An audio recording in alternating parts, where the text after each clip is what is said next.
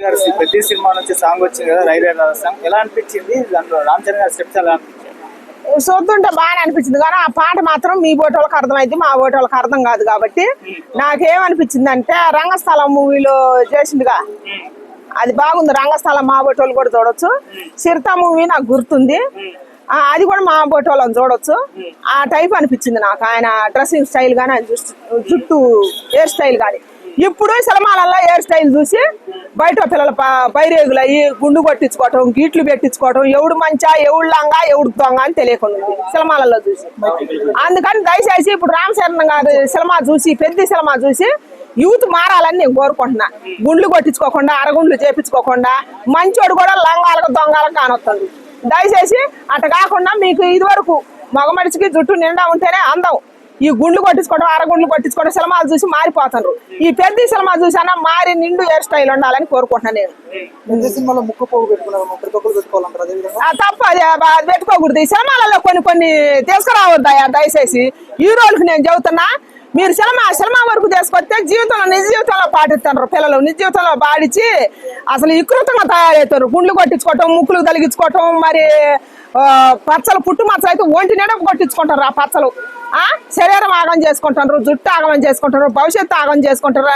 ఆ అవతారంలో మంచి పిల్లగాన్ని కూడా దొంగలా భావించాల్సి వస్తుంది. ఇప్పుడు మా బట్టలు చదువు లేని వాళ్ళం అంటాం, వాడిని బస్సు కోసం కానీ దేనికోసం అడుగుదామంటే భయం వేసింది. వాడు లంగో దొంగ ఏం చేస్తున్నాడు ఆ ఆకారాన్ని బట్టి, ఆ గుండె అరగుండ్లు బట్టి, ఆ ఏషాలు బట్టి వాడు మంచి వ్యక్తి అయి ఉంటాడు. ఆ సినిమాలు చూసి అట్లా పాడైపోతారు.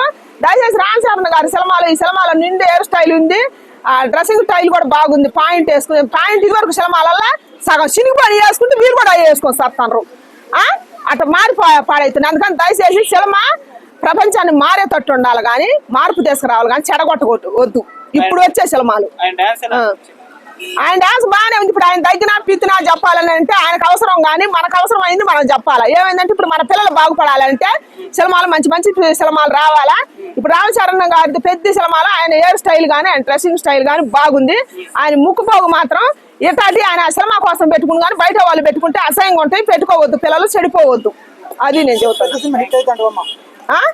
స్టోరీ బాగుంటే హిట్ అయింది, బాగలేకపోతే ఆయన పెద్ద ఎంత హీరో అయినా పడిపోవాల్సిందే. ఎలాంటి సినిమాలు కావాలని కోరుకుంటున్నారు? కుటుంబ పరంగా ఇప్పుడు రంగస్థలం మూవీ తీసింది ఆయన, రామ్ చరణే కదా తీసింది. సిరిత తీసింది ఆయనే. మరి ఇంకో సినిమా ఉంది కదా కాలభైరవ అని, మగధీర, ఆ సినిమా తీసింది కూడా ఆయనే కదా. అందుకని అట్టాడి సినిమాలు కుటుంబ పరంగా వస్తే సమాజానికి బాగుంటాయి, సినిమాలు బాగుంటాయి, కథలు బాగుంటాయి. వాళ్ళని తీసిన ప్రొడ్యూసర్లా ఎవరు వాళ్ళు డబ్బులు పెట్టేవాళ్ళు కోట్లు పెట్టి ప్రజలు మేము దోసుకోకుండా దయచేసి న్యాయంగా తీస్తే న్యాయంగా వస్తాయి. వాళ్ళు కూడా బాగుపడతారు, అందరూ బాగుపడటానికి బాగుంటుంది, యూత్ మారటానికి కూడా బాగుంటుంది అవకాశం. ఎలాంటి సినిమాలు కావాలని కోరుకుంటారు?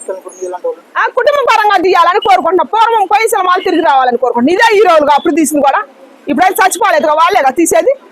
అందుకని దయచేసి అప్పుడున్న మనుషులు ఇప్పుడున్న ఇంకా ఉన్నాం, చచ్చిపోలేదు. కొంతమంది చచ్చినా కొంతమంది బతికే ఉన్నాం. కాబట్టి ఇప్పుడున్న యూత్ను బాగు చేయాలంటే హీరోలు కూడా మారాలని కోరుకుంటున్నాను నేను. హీరోలు మారితే ఖచ్చితంగా డైరెక్టర్లు మారుతారు, కథలు మారుతాయి. ఫస్ట్ హీరోలు ఈ మార్పు తీసుకురావాలని కోరుకుంటున్నాను. పెద్ద హీరోలు రామ్ చరణ్ని, ప్రభాస్ని, జూనియర్ ఎన్టీఆర్ని, మహేష్ బాబుని, పెద్ద హీరోలు కోరుకుంటున్నాను. ఇప్పుడు ఎక్కువ వాళ్ళే వస్తారు, ఆ నలుగురే వస్తారు. కాబట్టి పాపం చిన్న హీరోలు ఎవరు వస్తారా? ఎవరన్నా వస్తారా? ఈ నలుగురే ఇండస్ట్రీని వెళ్తారు. కానీ దయచేసి చిన్నాళ్ళని కూడా పైకి రానియాలి, కొత్త వాళ్ళని పైకి రానియాలి, అందరినీ ఎంకరేజ్మెంట్ చేయాలి. ఇట్లాంటి కోట్లు పెడితే కొత్త వాళ్ళు రావట్లేదు, పాత వాళ్ళు రావట్లేదు, చిన్న హీరోలు కూడా రావట్లేదు. అందరు భవిష్యత్తు గురించి ఆలోచించే నిజమైన హీరో అయితే కథ పరంగా కానీ అందరి పరంగా కానీ ఆలోచిస్తే అందరికి పని దొరుకుద్ది, అందరికి ఉపాధి దొరుకుద్ది, అందరి భవిష్యత్తులు బాగుంటాయి. కుటుంబ పరంగా కూడా సినిమాలు బాగుంటాయి, కుటుంబం పోయి థియేటర్లో చూడవచ్చు. పెద్ద హీరోలు ఎందుకని ఈ మధ్య ఇలాంటి సినిమాలు తీయట్లేదు? అందుకని మరి పెద్ద హీరోల్ని ఆలోచించమంటాను నేను. అది